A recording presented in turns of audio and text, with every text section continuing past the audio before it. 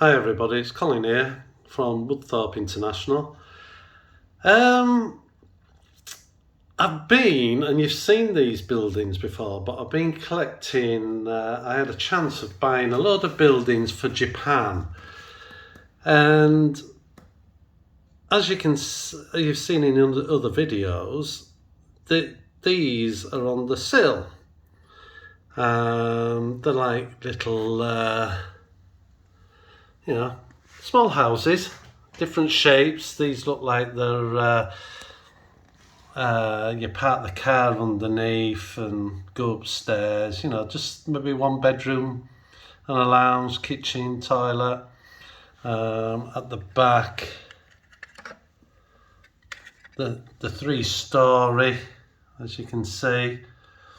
So, there'll be bedrooms, maybe even 2 bedrooms. But and the back of one of these houses, like a little patio area, again 3 floors, a bedroom maybe up in the top part, and side entrance, and that bit goes all the way through. But I had this opportunity to get these for Japan. I might not use them permanent, but some of them I may. I mean, they are textured, they're not flat, card or anything like that. But I got some others, and the idea is it'll just put a bit of colour on the layout straight away. So I'll show you the rest. So there's a few here. They're mainly Kato. There is an odd Tomix, whatever it's called. These are they're not as good. The texture on them, but there's no flaws in. They're just a box. So they're nothing special. But as you can see, there's some high-rise buildings, displays, very colourful. There's some more little houses here, and then some big ones at the back. That building there looks like an official building, maybe. The corner one. There's all sorts of different buildings, and it will just put a bit of colour to start with. And like I say, I might change it, but there's some lovely, you can see the style of Japan in some of them. Some of them are quite modern as well.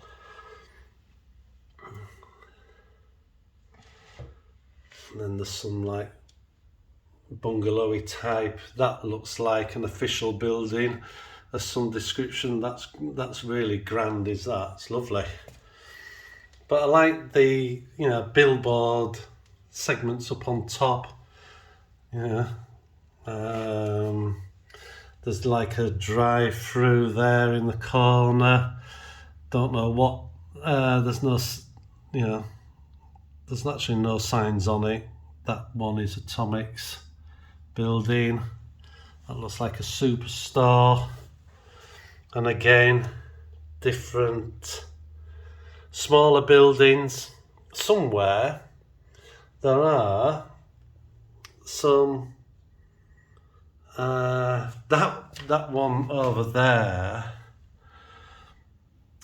There is another one. It might not be that one, but there's one, the Ladies of the Night house for you to go to.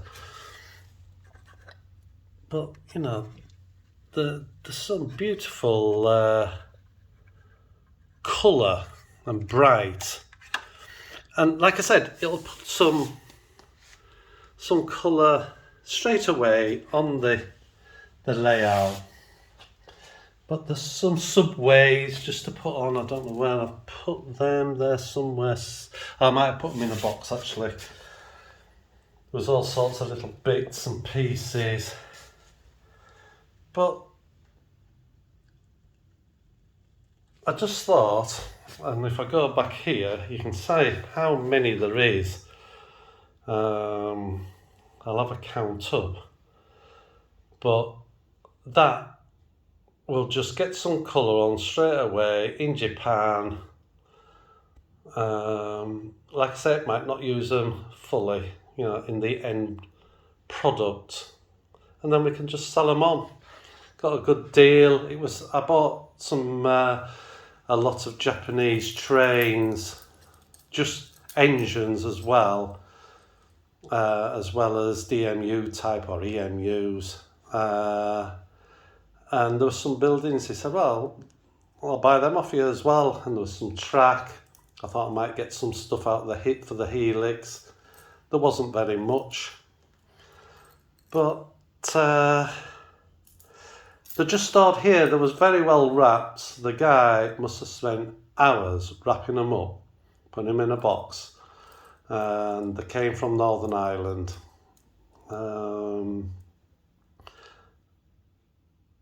And he did do a very good job. Only one piece had come off, but it'll stick back on, you'll never know.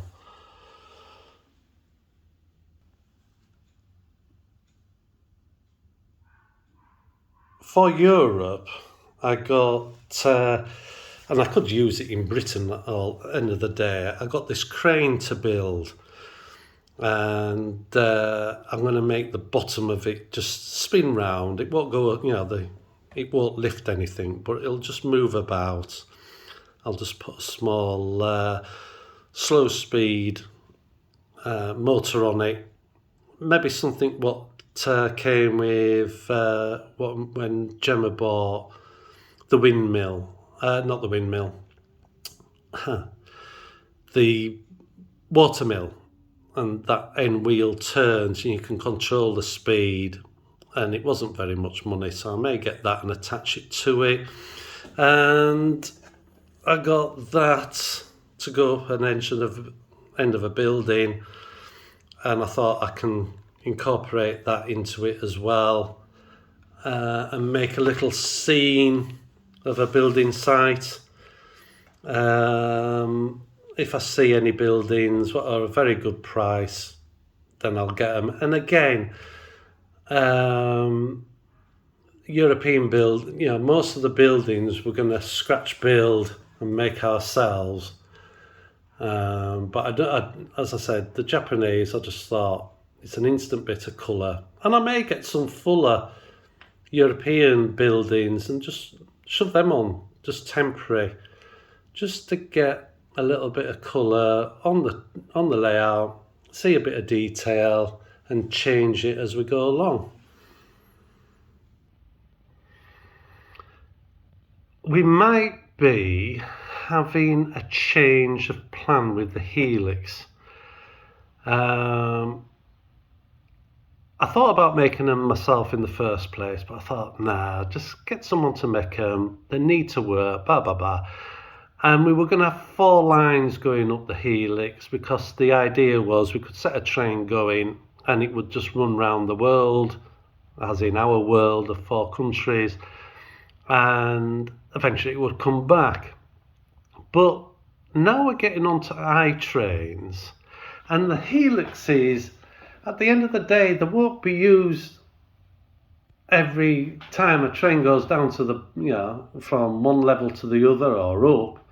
It might not use it for another 10-15 minutes, so it's sort of not in use. And I'm having trouble, and I've heard that other people are having trouble getting quotes of companies who do this. It's so if they don't want your money, I don't get it. Basically, we started a year ago with the Helixes. We went at the beginning of this year again. Oh yeah, we'll do it. 2 weeks. Within a day of the 2 weeks up, I'm on with it, and another 2 weeks have gone by and we haven't heard anything. So it's a case of, I think I'm going to make my own, and I'm going to change the plan to only have 2 tracks per helix. The outside of the helix will use the two lines what are on the outside of the board, nearest the outside, or whichever way it works, and the inside line will do the other two lines. And the chances are a train won't have to stop, but one of the helix, as if you can remember, is right on the end of the station of Japan. And basically, if there's a train coming up or down it and one of the lines wants to use it, it'll just wait in station until it gets cleared. iTrains will sort it out for us. Just set it to go, or send it on its way, it'll stop it, and when it's clear, it'll go. So I think, and also it will save a bit of money. If I go down to 2, it's going to halve the Kato track by over £1,000, and I might as well spend that money on something else. You know, more trains. You know what I'm like for getting stuff. But you know, I'll need a lot of flexi track. Over 110 square, scale miles of flexi track. So I think I'm gonna have a go at making my own and machine it all up myself. I have routers, I used to make jigs when I used to do architectural laminating and veneering to bend stuff. So I've got the know-how. I was just thinking it's one less job to do. But if you can't get people to do it, then, I'm just going to have to do it myself. So I may be... I'm going to have to change the plans of the Helixes on the main plan.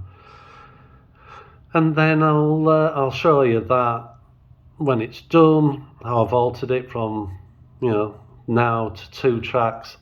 And I will also show you how I machine them up, and you might be able to use it yourself, because once you've got your template, you just make them and keep making them. And I'll just have to design a way of joining them together, like other people have done. I mean, Chris in Australia at Four Oaks, he's got a Helix with 4 lines on.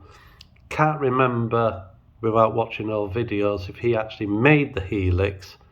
I mean, he's made all his tables and stuff and has done a fine job, and it's not his job. He has a different job. But he's done a great job. Now, he might have bought this in, but it works. Now, okay, I could probably have a go at doing 4, but why not just do 2 and save some money? I mean, I could even get it down to 1 line, but for the sake of having 1 up and 1 down, whichever direction it's running, I think I should stick to at least 2. And especially with the Kato track, I know these are in single, but I was going to use the super elevated track anyway, and it's in pairs. So I think that's what I'm gonna have a go at it. I know a lot of people have had a go and it's just not worked out right, but I do have the skill format. I just wanted to try and save some time. But I'll let you know as I go along. Well, I'm going to start the Helix, and this is the first bit, the base, or part of the base. So I'll let you know as we go along. At the moment, just put a center point on it, which you can just see there. That's the center. So we'll go from there. Now, this piece of MDF, that is the actual piece, what the track goes on, which I'll show you. I've already cut this, I've already got the lines on. Now, even though I'm going to the centre, I just needed one line on because that's where the actual track begins the climb, as near as, damn it, pointing that way. So this is with the track on. Now, I'm using super elevated Kato track for the Helix, as I've already probably said, and these are in 8ths to go around, so there's 8 to a complete circle. Now what you have to do, because this is going to be the start, you have to put an easement piece on, so the end will still finish there, but that part will be about here, because it's half the distance is the easement. So it starts off straight, and as it goes around the corner, an easement then starts to bank, ready to connect to these pieces. But that's the circle, and I know that is dead centre of that piece. I was going to cut these in and have them smaller and come out where the bolts are, but there's just no point at all. Wasting my time, no need to do it. So I'm just going to mark where my bolts are to go into this board, and then I'll show you what I'm going to do next. Right, so that's the plan, that's where it's coming off there, so that is the join. Now what I'm going to do is I'm going to put 2 holes and then just flatten that out across there, so it's a slot, and then I've got the washers which are big enough to go over the slot with a nut. So because this sample, I cut that with a knife, and I'm not going to be able to do that on 9mm moisture resistant MDF. I'm going to have to cut it, so I lose a bit on every one. So what will happen is, as it goes up, these will move round, so the slot will allow me to do that. And as I go up, if I find that it's getting closer to this edge, this side, I'll just move the slot over a bit to join it together. So what I'm going to do now is drill my sample and make a slot, and then I'll go from there. I'll come back to you. Yeah, this is Kingspan with foil on. Take it off, because if anything electrical touches it and any wires touch it on, you know, when you lay track on it, and if anything touches both negative and positive, it'll just fuse out. So just cut it. Now it pulls off easy, but it's always easier just to run the knife just with a small point on and just run over it and make score line, and take smaller bits off because it's just easier.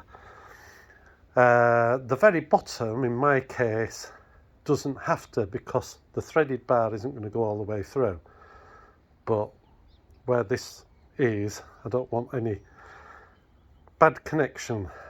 I can't afford it because it'll take some finding once it's made. So, but when you pull it off, it bends, because I've put a hole in. This hole is for an access, because most of this will be covered, so you don't see it. So if anything happens, I want to be able to get to it. If I just show you the plan, this is the plan, and this edge and that will be definitely covered, and I'm not going to get my hand through the helix as it goes upwards towards us, so I want to be able to get in or send Gemma in.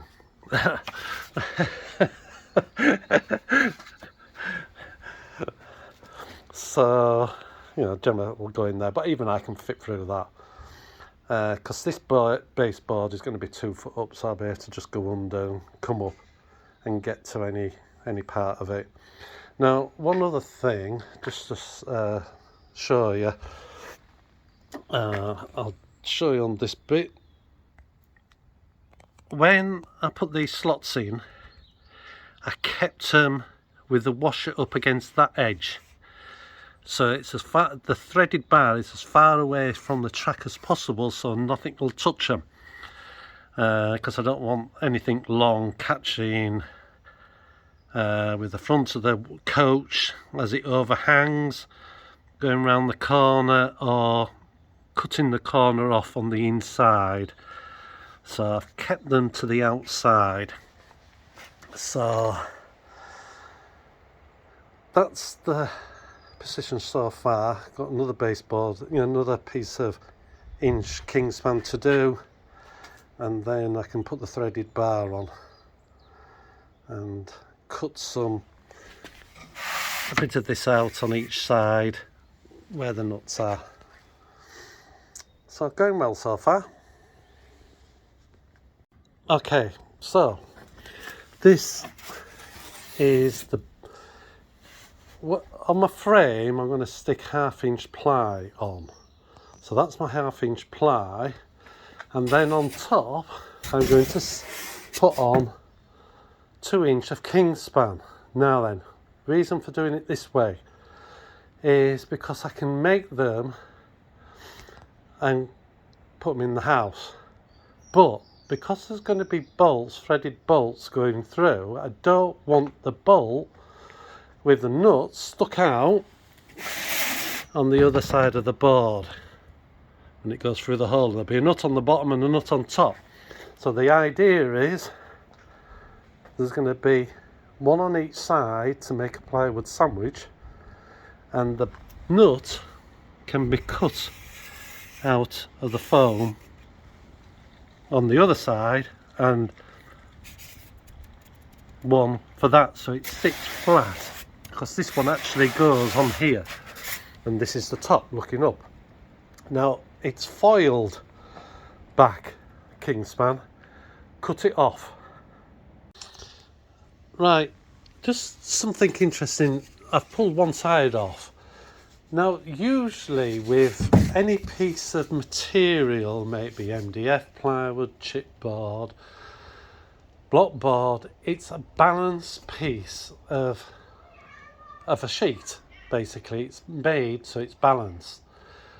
If you was to put a piece of paper, just stick some paper on that plywood on this side, it would pull it and it would bend it in such a way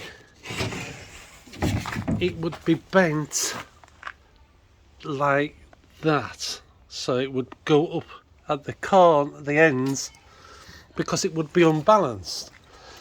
Now I've taken one side of the foil off of that, but look what it's done. It's done the opposite, which is quite interesting for me, because I did a lot of veneering and laminating, and it was always you had to balance. And in theory what should happen is this foil should pull it the other way, so that the foil should be there basically because of that long bend, and it's also going that way. But if we cut this off, what will happen is it'll go back to being flat. And I'll just show you how easy it is to pull this foil off with smaller bits.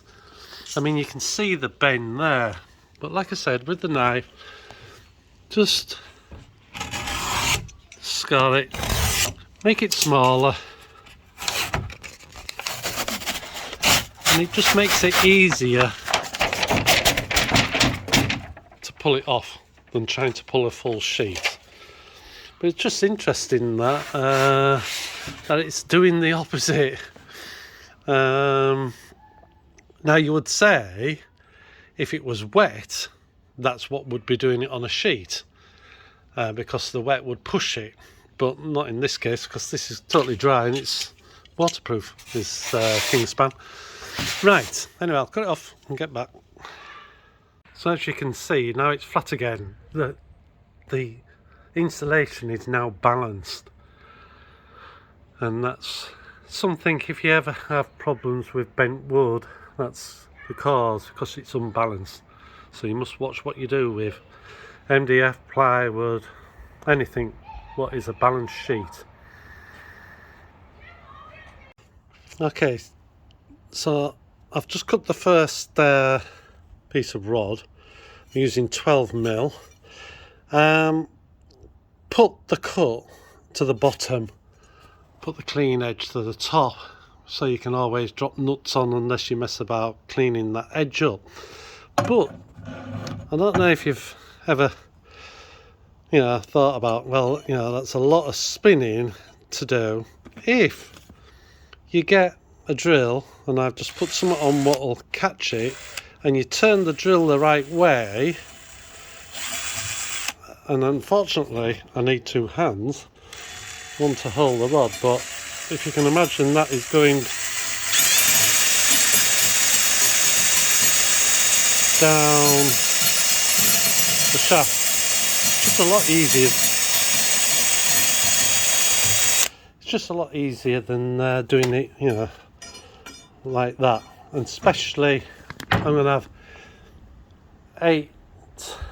8 to 9 turns on my Helix, and there's a nut at each side, so that's 16 on each, and there's 8 of them, and then there's 2 rows going round.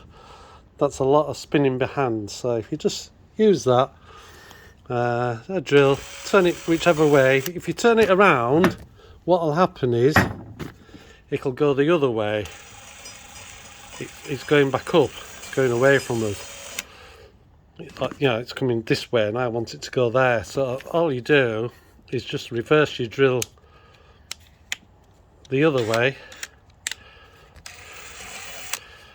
Reverse it the right way when I get it right, and then it'll go down. So, but it's better if you've got a hold of the rod. There's more room. So that's what I'm doing now. I'll just show you threading a full length to show how it really does work and saves a lot of time. So I've just started the nut on at the clean end, and this is why I suggest doing it with a drill,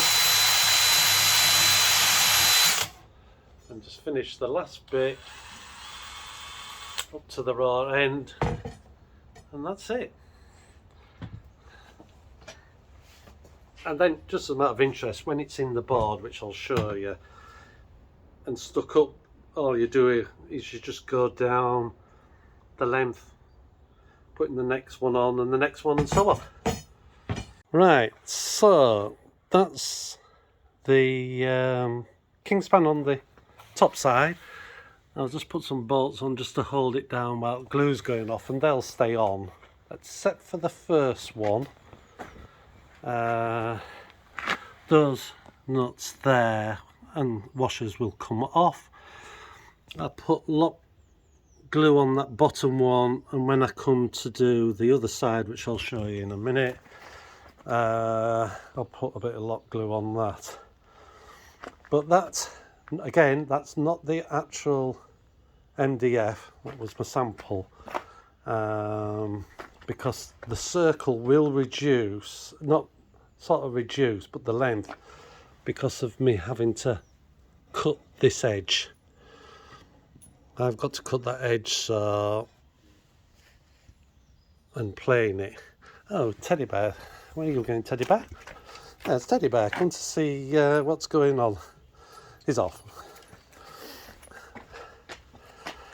So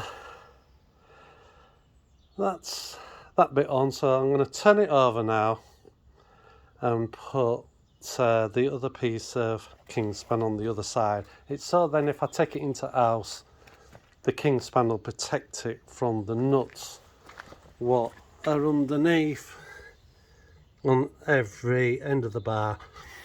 So that's what I'm going to do next. Okay, so that's the other way up. That's the nuts, and that's the piece what's going to go on. I've just drilled a little hole and then just cut some of the excess off for the washers, and that'll go on top of there. That's the plan. Right, that's the top bit on, or the very bottom bit in this case.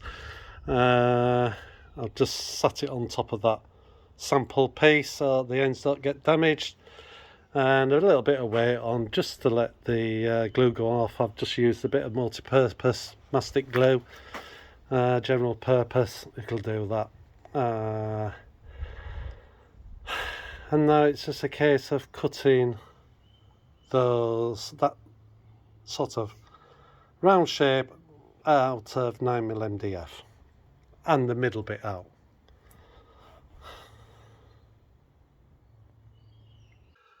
I hope that is going to be quite interesting to watch how I make a Helix. I waited over a year for a quote from one company. I did say from companies, I didn't mean companies, it's just one. And I've just basically got fed up of waiting. Okay, it might be hard to work out, but I think over a year is long enough to sort it out and just not come back to me. I mean, I've got the skill to do it. I just haven't got the time. Well, I've got the time, but I didn't really. I could do with doing other things. But anyway, I'm making it myself. And now having I-trains is another issue, because we can make I-trains work on the line, just having 2 lines instead of 4, where before I needed 4 because I might be in different rooms. Now I-trains can watch the layout for us and be the signal man and stop trains going if there's one on the Helix, because the Helix, each line will be a block from start to finish. Now, the line doesn't mean, there's 2 lines, doesn't mean one's up fast and one's down slow, or one, whichever. They both could be going up at the same time, or they both could be going down, or there could be one of each. There could be one from one country and one from a different country on it. It just depends on how it's being used.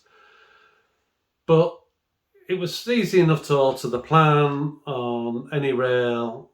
That's done. I know where I'm going with that, and it will save me money. It will save me money doing the Helixes myself as well. I expected they were going to cost up to £500 to £700 a Helix for the 3, for each one of the 3 big ones, and less for the 2 smaller ones. I've got all the MDF, 9mm MDF, all the threaded bar, the nuts, the washers, the Kingspan, 1 sheet of Kingspan, half sheet of ply, and it was about £180. And the way I'm doing it is totally different tile. It's generally doing it in one complete circle, but it's worth me doing it that way. I think it's the right way for me to do it. And I hope that it might make you think, maybe I could do it that way. I'm only going on, I know it'll work in my head. Let's see if it works in the real world. And it should do, because I've worked it all out. But you never know. Anyway, it's nice to see you from this side of the camera. It's been a while since I've been on this side, just to say hello to you all. And I've had a few new subscribers, which is great. I've had some nice comments from people, and I'm very grateful to you all for that, and all people, the old followers as well, that they're sticking with me. It's great. I love this, helping each other, talking to each other. Like in the last video when I showed meeting Chris, I loved that as well. That was great. I've been to an exhibition, been to Doncaster a couple of weekends ago, been to the local one this last weekend. We have another big one in the near future in my town at Model Rail 23, and then we have York Model Railway Exhibition at Easter. Looking forward to that as well. So I hope you're all well, and next time, with a bit of luck, it should start coming out of the baseboard should the Helix to rise up 2 foot. I have a problem with Kato track at the moment. There's a shortage of it. It's like everything else, there's a shortage of everything, but there is of the track I want to use, super elevated. I've got some coming from Japan. People have used this company before. I haven't. Given it a go. I have bought from Japan, but not this one, and there were no problem with that. I have found some more in America. They're a good price as well, and I might order some. That'll get me the rest of the way up. But anyway, I will see you in the next video, and I hope this helps anybody doing anything or thinking about doing a Helix the way I do it. Okay, bye for now. Bye.